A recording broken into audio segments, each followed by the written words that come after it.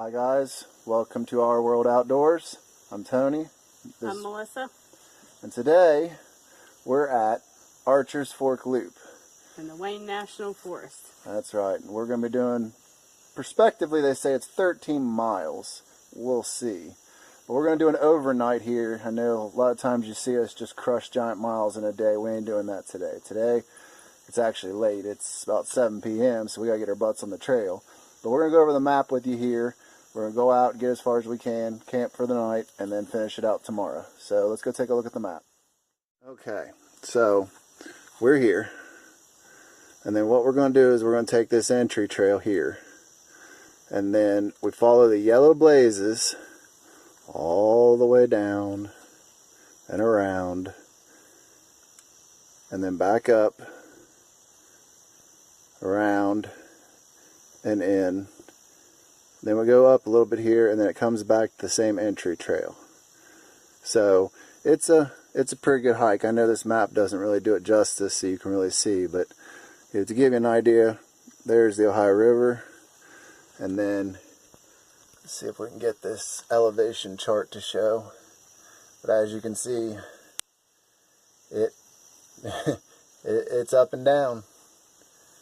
It's going to be a lot up and down. So, it's getting a little late here, so let's get on the trail. Alright, so we're on the trail finally. It's getting dark. You guys can't see it in this shot because the camera is altering for the light. It's actually a lot darker than it looks. And of course, I just get on the trail and I got something in my foot. Wife is just hammering down. Getting her hiking pole set because I was hurrying her. She had time to stop and set everything up. But we're leaving the trailhead where the cemetery is and heading out.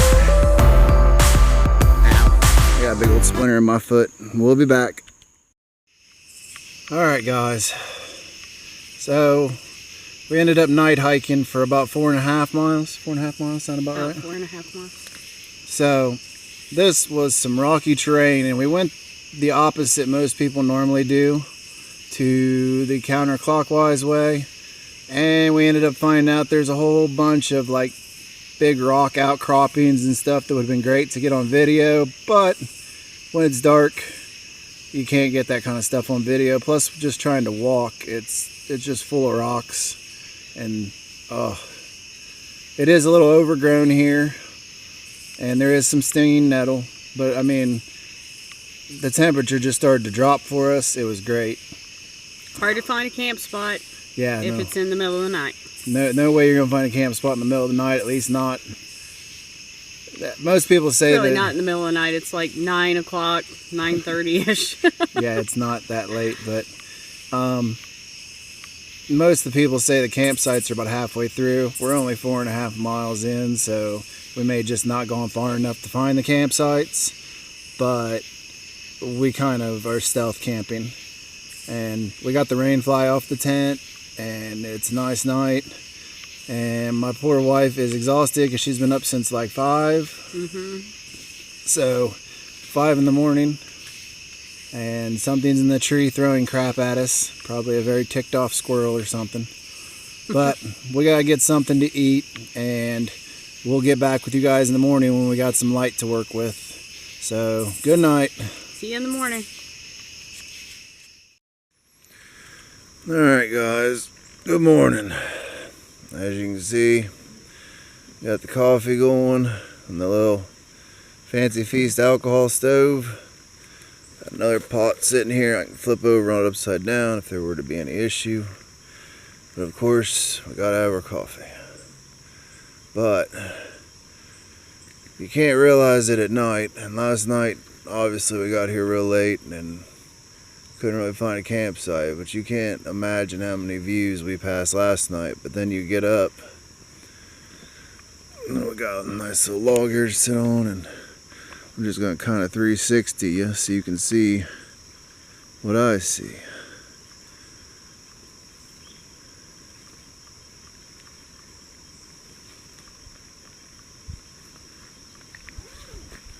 So It's a really nice area here. And the deer are in rut. You could hear them calling all night, all bucks. And trail's just right up there. So, pretty good little site. And then got my lovely wife over there in the Ozark Trail tent. It was nice because we had the rain fly off last night. It was beautiful. You could just basically look at the sky, and we had almost a full moon. So, that's the nice part about that tent is it's got the open top. You leave the rain fly off and you can see the stars. The bad thing is the thing weighs like 6 pounds. It's a 3-person Ozark Trail tent. Real heavy, but if you had... Alright guys, just side note here. We'll be doing a review on these soon, but 2 pieces of gear that were pretty essential last night was these Nature Hike mummy bag sleeping bags. It's a 3-season, and they come with a stuff sack, and they just get so tiny, it's amazing.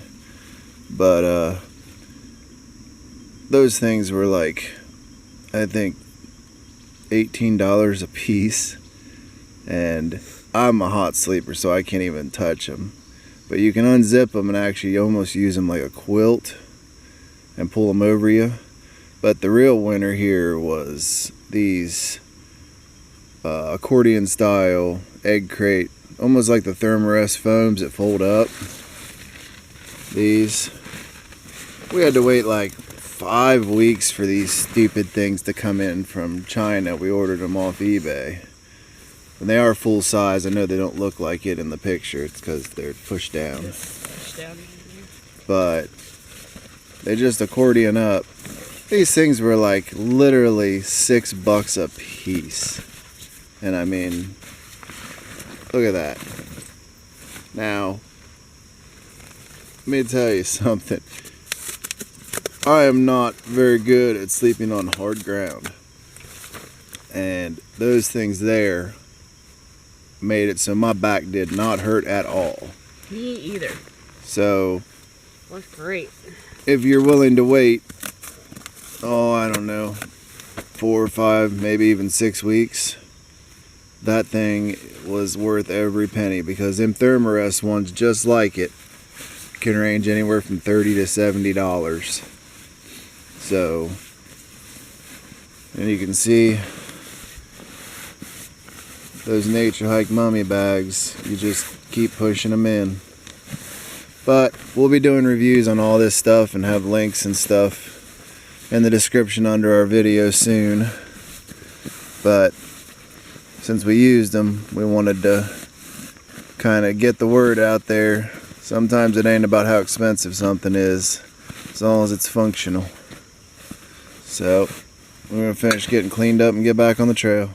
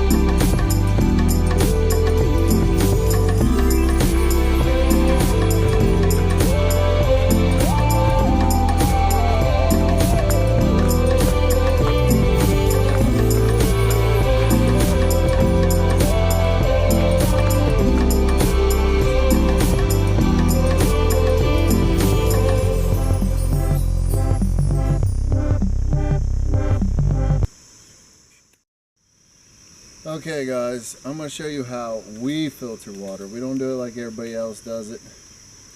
You buy your Sawyer mini squeeze filter. These are $20 at Walmart, cheapest place to get them. They come with a straw to go on the drinkable end. They come with a syringe to back flush it. And they come with a reservoir bag, a hydration bladder. I don't use hydration bladders. I don't have a problem with them when you have them in backpacks, like Camelbacks. But I do have a problem with them when you're filtering water, because you're depending upon whatever you're using to filter the water to press it through this filter with micro pores. If you're rolling up a bag over and over and it fails, you're screwed. So this is a regular 1.5 liter smart water bottle. These things are thick and heavy duty. Heavy duty. So we take it and we fill it up.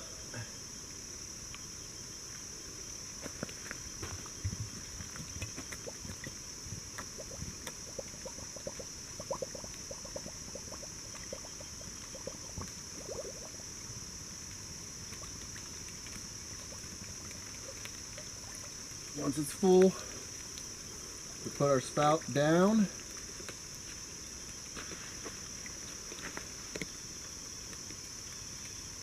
And screw it on. Okay. Next thing we want to do is wipe off the outside so we don't get contamination or contaminated water dripping down in our clean bottle. Now, once that's done,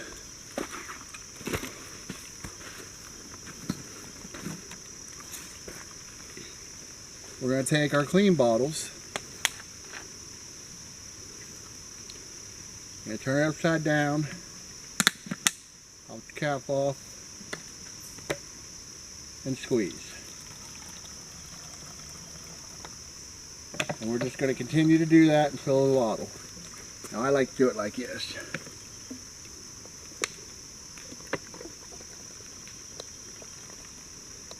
But as you can see, I have to put a lot of pressure on this. So if you're rolling up and squeezing a bladder like you roll up a toothpaste, sooner or later that bladder is going to bust. It's just a fact. Thin plastic. I mean, look at this. I'm crushing this bottle.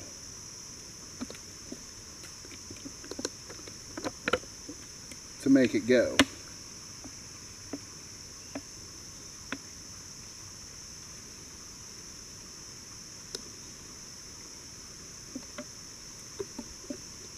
So that should just tell you how much pressure you got to put on these. Then once you're done, you got nice, fresh, clean water you can drink. Oh, and it's cold. That's an added benefit to getting it out of the creek. But this is how we do it. Everybody does it differently. But the one thing I do have to tell you is they come with a syringe and you hook it onto here on the good clean end, but you suck up some of your clean water first and you blow the water in reverse to clean the filter. If you don't do this, you don't back flush it. People say, oh, I do it when I get home or whatever. I do it every time. That way I don't have filter failure. Fastest way to get filter failure is leave all that sediment built up in the end there, and then it's not going to work, and then you're really going to be out there boiling water because you can't filter it. So this is how we do it, at least on the trail with us. Let me know if you guys have any different ways of doing it. I'm more than happy to listen, and we'll get back on the trail here as soon as I finish up the water. Another note, make sure that you rehydrate while you're doing your water. That way you have more to take with you. That's right. All right, see you on the trail.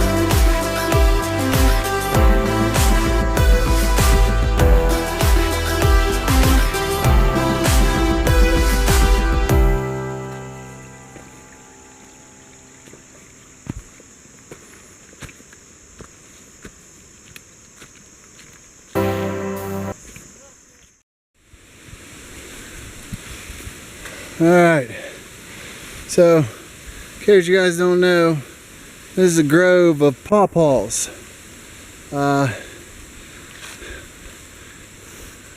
That's your leaf structure, and then that's what they look like. That one's a little bit too done. That one's a little bit small, but Throw that one. throw that one over there. Show you what they look like. When you normally take them off the tree, that's what they'll look like. For those of you who don't know, these are said to taste like banana, pineapple, or mango.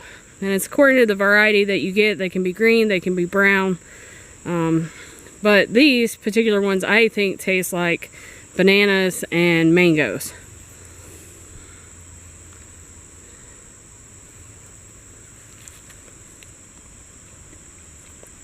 And That one's a little sour.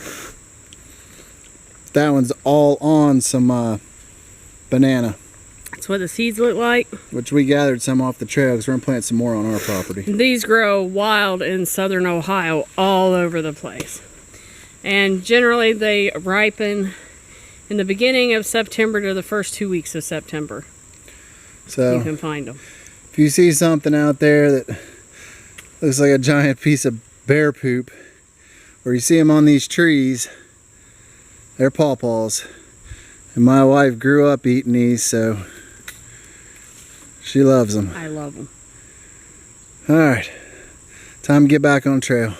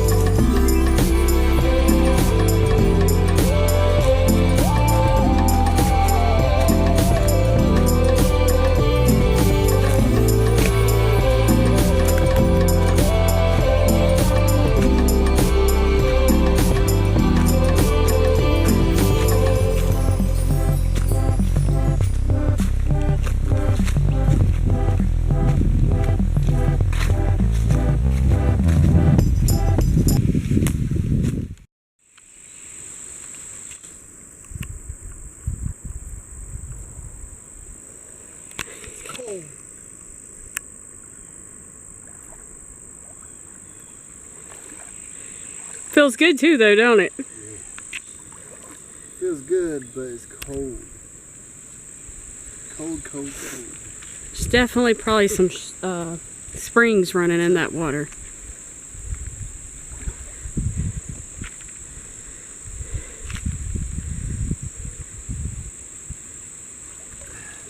It's a rock. It's a coin.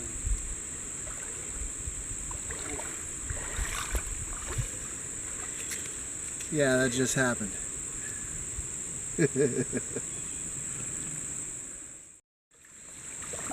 You're enjoying that far too much.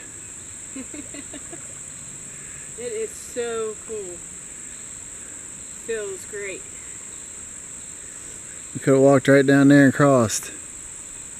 And I got to wash my hands.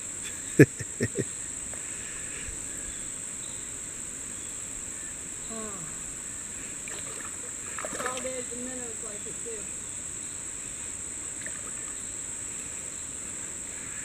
Alright. Alright, back on the trail. Here we go.